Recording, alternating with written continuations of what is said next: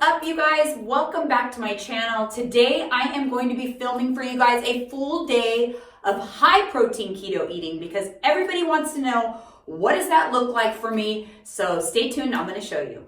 Hey guys, so I just started my day with a good amount of fasted cardio. I'm going to hit these weights here. Still doing intermittent fasting pretty regularly, anywhere from 19 to 20 hours a day, depending on how I'm feeling. I have to admit, the high protein keto does keep me extremely satisfied, but I still break my fast with coffee, which is what I'm about to do. I do include extra protein in my coffee to get those protein numbers up. So let me go ahead and show you what I do.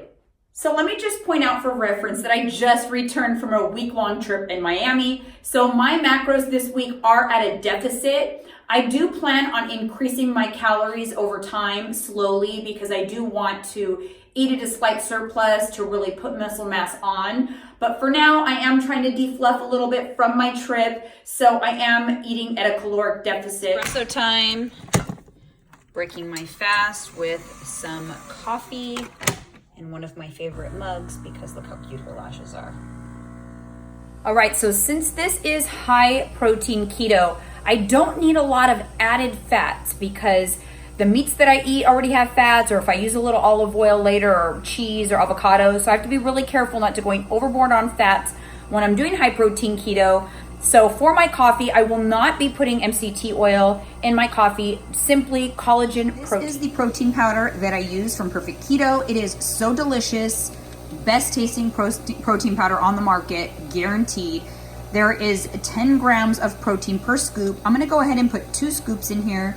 So my coffee is gonna be about 160 calories, 20 grams of protein, and 8 grams of fat. So here I've got my coffee. I have been fasting for 18 hours today, and that's kind of going with how I feel. And today I decided I wanted my coffee at 18 hours. Then I am going to wait until I'm hungry again after I have this coffee before I have my first solid meal of the day. That is what I typically do. It basically allows you to fast a little bit longer before consuming solid food. Really important to keep in mind as you begin to experiment with high protein keto that everybody has a different protein threshold. So you really want to start to increase your protein slowly while simultaneously decreasing fats and just make sure that you're maintaining ketosis. If you're currently used to like a 75% fat, 20% macro breakdown, I would start with a 70% fat and 25% protein as your first threshold. So now I'm gonna have some of this Too Good yogurt from Dannon. It only has 2 grams of sugar, really good stats.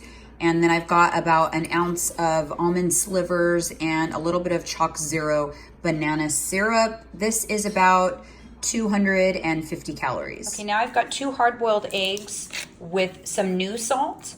And this is what I use in addition to my On-It supplementation to get my potassium levels up. It's really important to get in your potassium. It can be really difficult with food and electrolyte pills alone. But as you can see here, 1/6 teaspoon is 530 milligrams of potassium. So that is awesome. And then I'm also having this organic string cheese.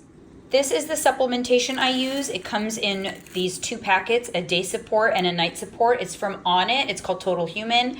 So I will be taking this now with my first solid meal, and then I will take this one later on before bed. But this really does cover all of my supplementation needs.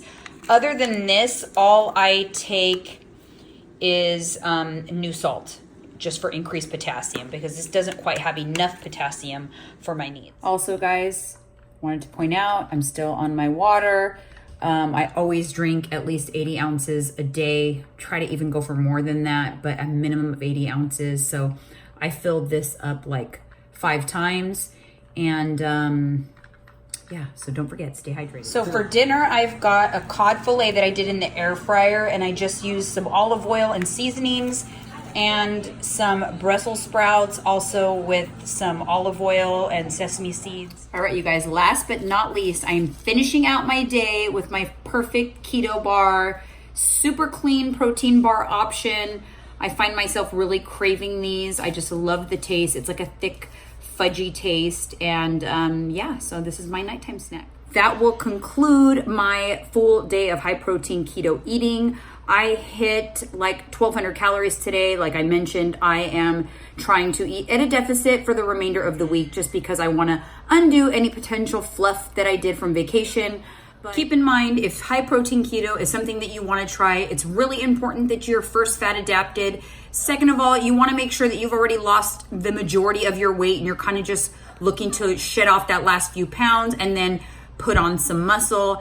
And last but not least, ease into it to determine what your protein threshold is. 5% at a time, and make sure you maintain ketosis before you increase another 5%. So there you have it, you guys. That is a full day of high protein keto eating for me.